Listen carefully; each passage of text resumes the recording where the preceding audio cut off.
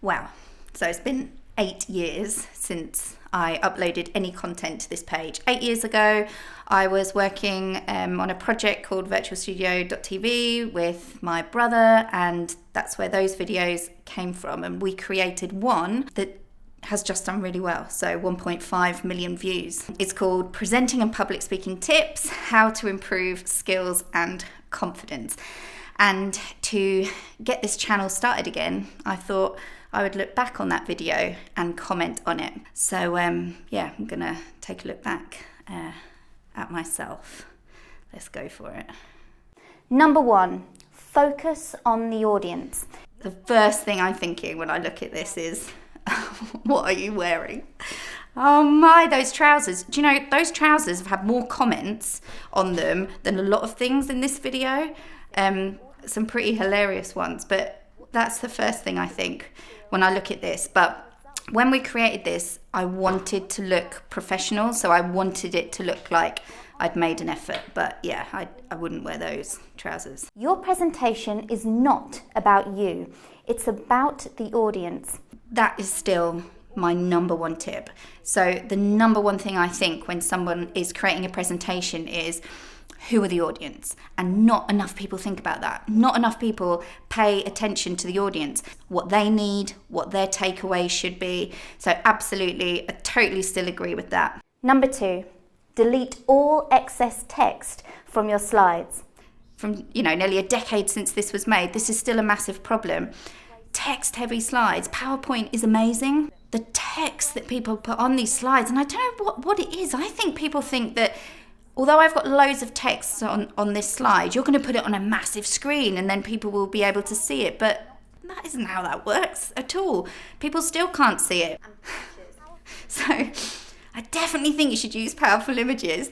But when I look at that, I'm like, why did I put a picture of a shark's face on there? I don't know why I did that. Why have I used that image? There's like a million images that I could use. But I stand by this point. Images always work better, because as an audience member, you're never going to remember the words, I promise you. And even if it is one of those quotes that to you is like, an amazing quote that means so much to you, people still don't remember them. They do remember pictures though. Number 3, keep it simple. Less really is more. Keep it simple, do it well is something I say all the time. And as I'm going to be rolling out loads more videos on this channel, you will hear that from me constantly. Keep it simple, do it well. Number 4, rehearse.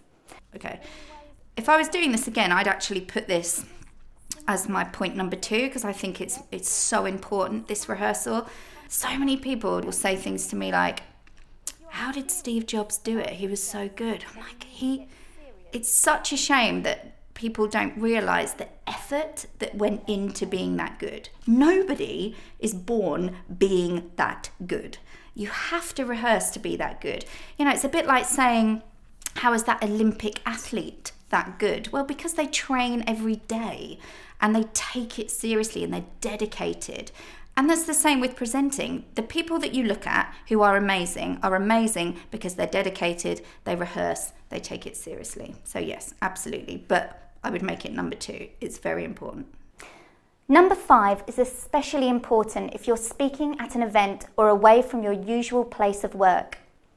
Make friends with the crew and the people at the venue. Again, I'm going to create a whole video, probably several videos on this, because I think the crew at an event are the most untapped resource when it comes to knowledge, experience. These people are there to help you, and I'm going to create lots of videos about that, which is easy. I consider myself a crew member. I'm a producer. So yeah, there's a huge untapped resource. Make friends with people. Totally agree. Number 6. Now this is a much debated point, but we always say dress to impress. In my mind, the audience have made the effort. They've got up, they've got dressed, they've got in the car, on the train, on the bike, on the bus, and they are there. And in some cases, it might have taken them a day to get there. The least that you can do is dress to impress. And so I still absolutely stand by this. And again, I'm going to make a lot of videos about this topic, because probably one of the most common questions that I get asked is, what should I wear? And it's a really good question. So lots of videos to come on that.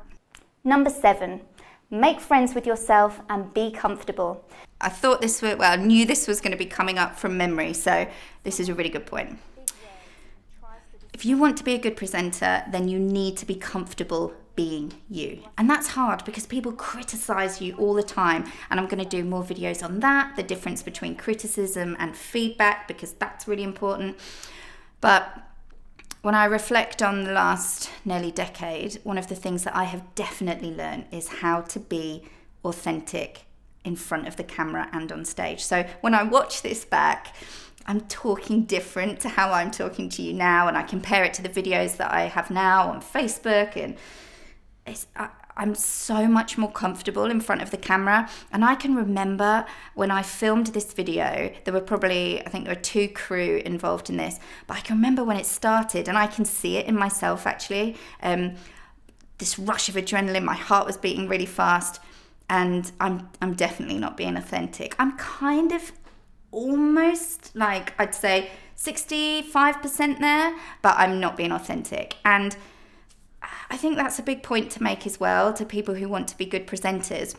There is no way, get it out of your mind right now, you are not going to go from 0 to hero straight away. It's a journey, and you look back on things, like I'm looking back on this and it's a bit cringy and you're like, oh my God.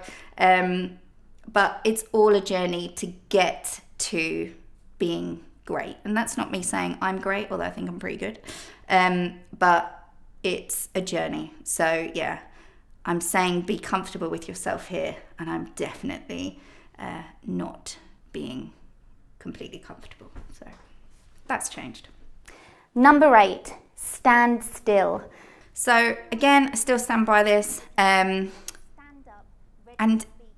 it's not controversial at all. I really don't care. I know I'm right with this. People say to me, but I like to use the stage. I like to walk around. Well, that is fine, but there's a difference between moving with purpose and weaving back and forth. And what I'm talking about here is weaving back and forth. I'm all for using the stage appropriately, but it's when a presenter goes from one end to the other, back, forth, back, forth. Now, the difference between what I do is I'm a presenter coach, but I'm also a producer on live events, and I've produced hundreds, thousands of live events.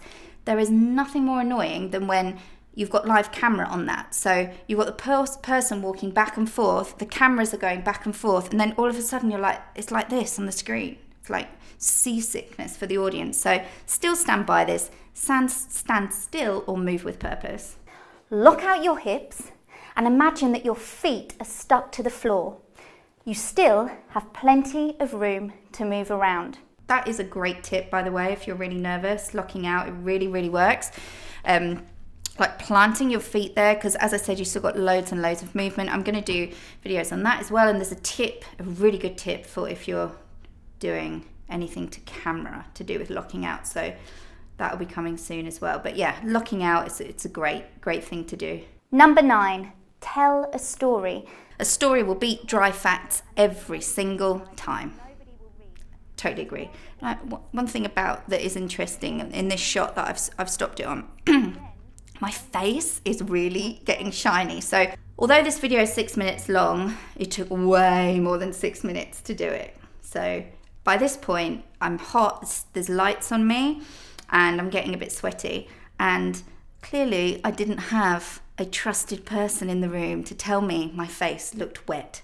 So again, one of the things that I talk about, and you're going to be seeing more of, is this importance of, if you want to be really good, if you want to be like Steve Jobs, you need to find trusted people to give you good and honest feedback. Some helpful feedback right now would have been, your face is shiny.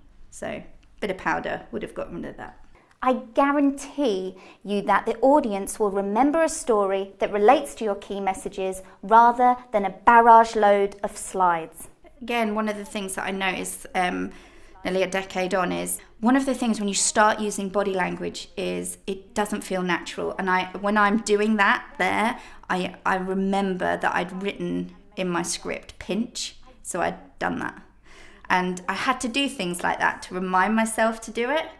Whereas now I find things just come really naturally to me. And I use my hands a lot when I present. So people in the past, a criticism that I've had is you use your hands a lot when you speak. Now, am of the mindset that is criticism. It's not feedback, because it's what I do naturally and I can't help it. When I'm in the flow, when I'm in the moment, it's what I do.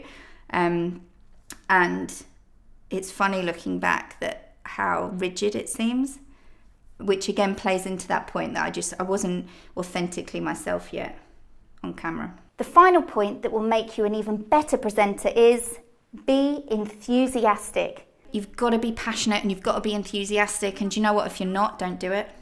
If you're not enthusiastic or passionate, don't bother, because the audience will sense it. And people worry about making mistakes, worry about doing things wrong. But if you're passionate about what you do, believe me, the audience don't care. Like, they just think, he sounds great, he's passionate, I want to be a part of that, that sounds good, yeah, I want to be on that team. You know, it's really engaging being passionate and enthusiastic. If you're not, just don't do it. It's interesting looking back on that, but do you know what is good about it is the fact that all of that is still true now to me. I still agree with all of it. As I said at the start, over the last nearly 10 years, I've gained so much more experience. I've worked with so many presenters, not only on their presentation skills, but also in creating content. I'm a live events producer, I'm a video producer, I'm a presenter trainer. And what I'm looking forward to now is sharing some of that with people. I see a lot of stuff on YouTube. I see a lot of stuff out there. I see a lot of men out there doing this. And not that there's anything wrong with that at all, but I just think it's nice to see a different view of the field.